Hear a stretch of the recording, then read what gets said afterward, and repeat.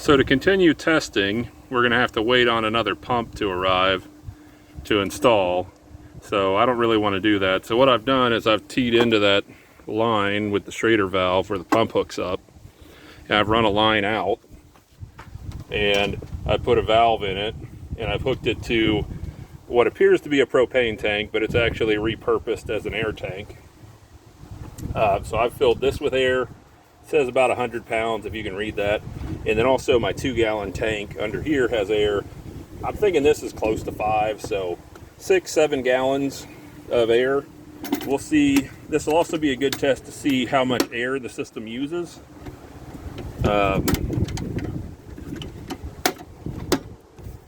this will give us the opportunity to kind of set our leveling valve and all of that stuff. So let's take another quick look at it. All right, so I've got it on its wheels, obviously, and I'm going to play around with the switches and then also play around with where I'm setting the ride height. Right now, I think it wants to be right there, but that looks maybe just a little bit low in the back to me. So we're going to lower it all the way down.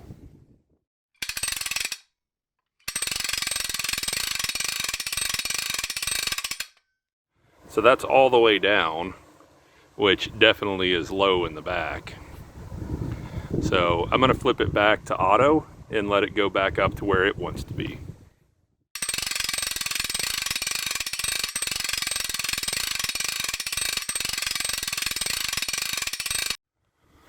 So I'm not sure how much that went up. I'm guessing about 1 inch.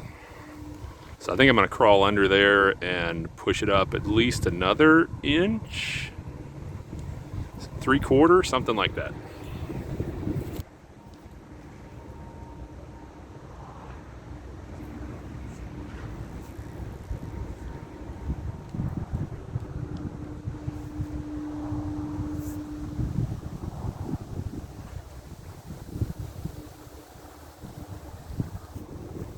All right, so I moved it about a 3/4 to raise it another 3/4. I'm gonna go back in and push it all the way down and then let it auto level again.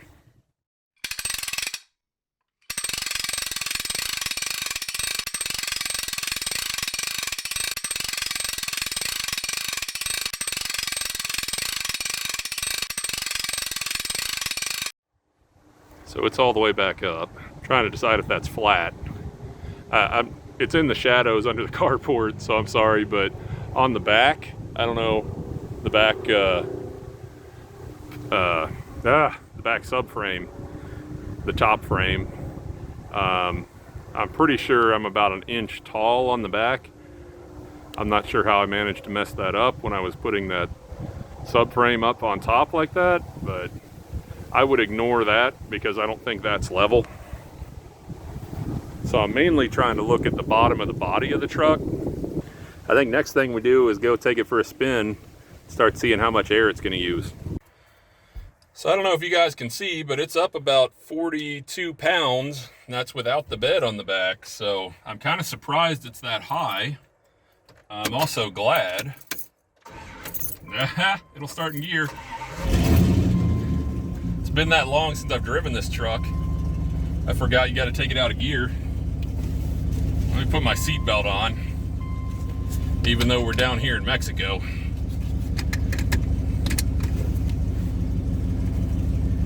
Wink, wink. So we'll just kind of get an idea how much air it's using. Right now it's at like 98, almost 100.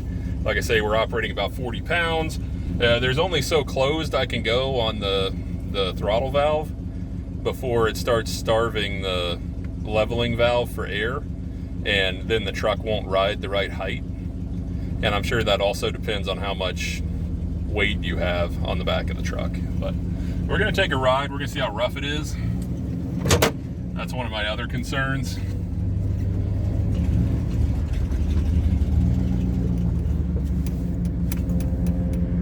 We'll go this way.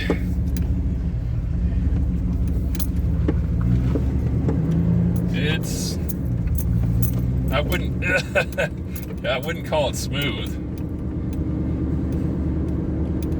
I'm also curious about how much that gauge is going to bounce around, because I bought a couple snubber valves for it, pressure snubbers rather, because I'm worried when I hit a big bump that gauge is going to like start bouncing.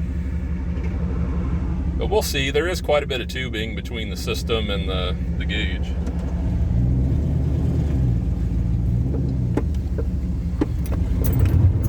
Woohoo! You guys already fell over.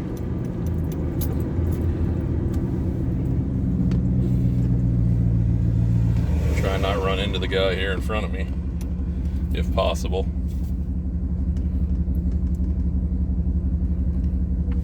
Oh, that's another truck from Texas. It's kind of odd to see them this far south.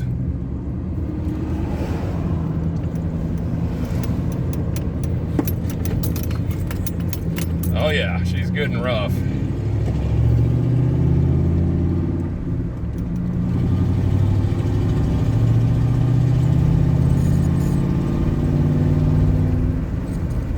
I'm gonna close my window.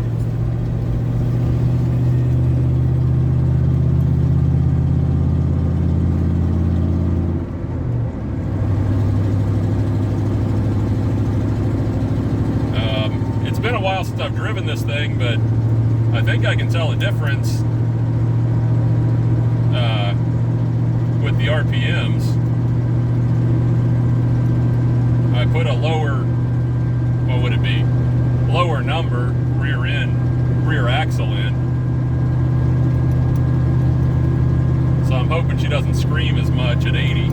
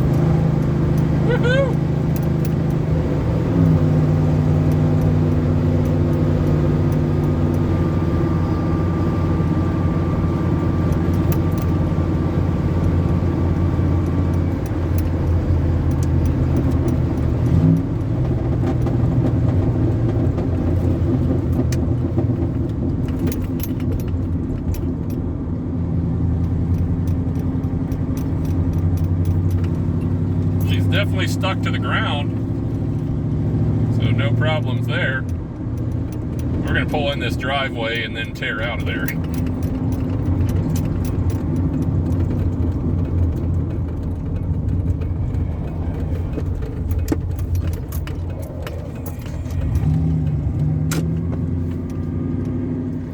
I think I like the sound of the exhaust.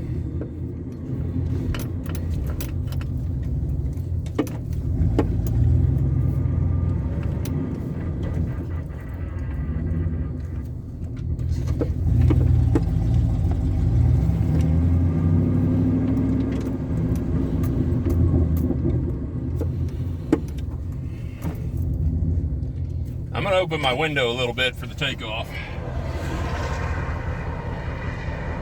I'll go slow till we get on the actual road.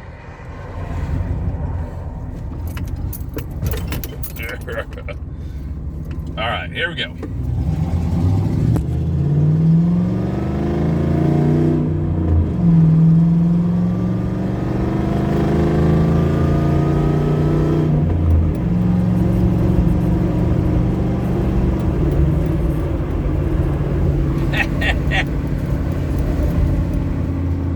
Kind of threw you guys back in your seat, huh?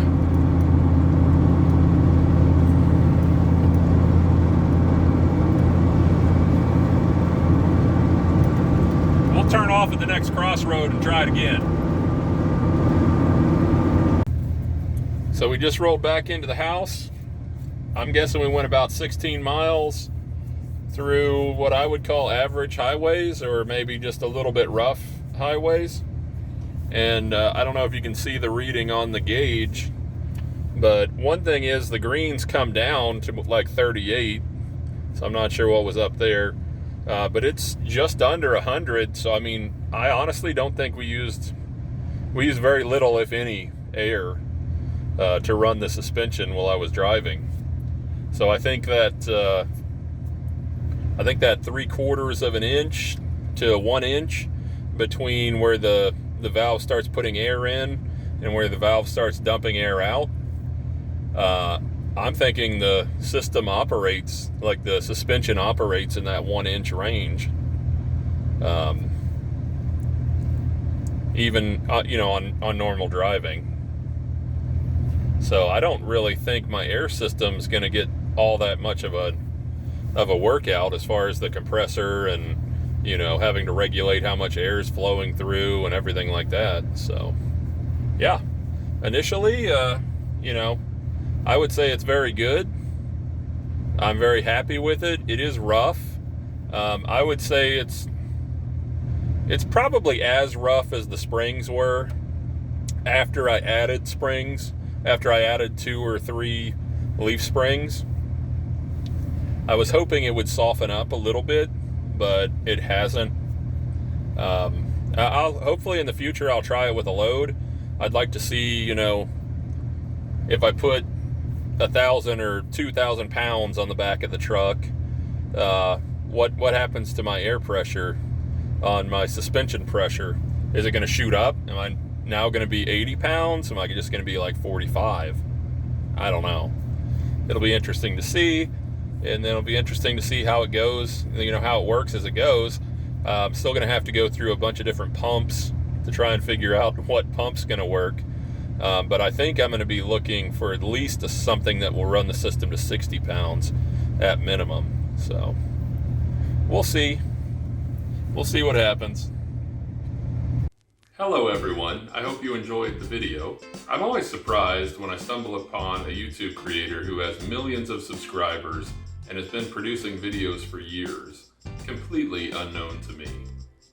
I would like to help correct this issue by giving some of my favorite creators a shout out during my videos. To that end, I would like to take this opportunity to spotlight one of my fellow YouTube creators, someone I personally subscribe to. If you find my content interesting, please consider going down to the video's description and follow the link I have placed there. The link will take you to today's chosen creator. But for now, please stay tuned for any bloopers related to this video. Thank you, everyone.